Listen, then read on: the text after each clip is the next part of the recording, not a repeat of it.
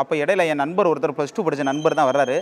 இந்த மாதிரி வந்து கேட்குறாரு, இப்படி டிஎன்பிசி இருக்குது, இப்படி எழுதுனா பாஸ் ஆகிடலாம். நான் சொன்னேன், அதில் 10-15 லட்சம் பேர் எழுதுறாங்க, நம்ம போய் எழுதுனா எப்படி பாஸ் பண்ண முடியுமான்ட்டு. அவர் முதல்ல வந்து நீ வெளியே இருந்து பார்க்க அப்படி தான் தெரியும், ஸ்கூல் புக்கு தான் 6வதுலேருந்து 10வது வரைக்கும் தான் இருக்கும், தான் புக்கு நல்லா படிப்பீங்க, அதில் வந்து படிங்க ஈஸியாக வச்சிடலான்டாரு. நான் அப்போ அண்ணன்ட்ட கேட்குறேன், நீ வேலைக்கு போய்ட்டு இருப்ப இல்லையா, அதை ஒரு 2-3 நாளாக குறைச்சிட்டு நீ மார்க்கெட்டுக்கு போயிட்டு நீ கைக்கு செலவு வச்சு நீ போயிருன்றாரு. வாரத்தில் 2 நாள் 3 நாள் மட்டும் மார்க்கெட்டுக்கு போயிட்டு மீதி நாள் பூரா படிக்க உட்காந்துருவேன். ஏன்னா நான் போயிட்டு வந்தால் சில நேரம் டயர்டாகி தூங்கிடுவேன். அப்புறம் எந்திரிச்சு சாயந்தரம் எந்திரிச்சு திருப்பி படிக்க ஆரம்பிச்சிருவேன். அப்போ 14ல் ஒரு கால் ஃபார் விஓஓ வருது. 2000 தான் வேக்கண்ட்டு.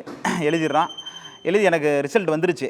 எனக்கு உறுதியாக தெரிஞ்சிருச்சு இதில் போஸ்டிங் இருக்குது நமக்குன்னு. அடுத்து ஒரு குரூப் 4 வருது.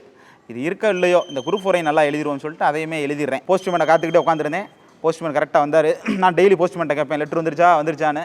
அதே மாதிரி லெட்ரு வந்துருச்சு. அதே லெட்ரு வாங்கிட்டு நேராக போய் விஓவை எடுத்துகிட்டு அப்போ தான் ஃபோன் அடித்து சொல்கிறேன், இந்த மாதிரி விஓ பாஸ் ஆகிட்டேன், ஆர்டர் வாங்கிட்டேன் ராமநாதபுரம் மாவட்டத்துக்கு.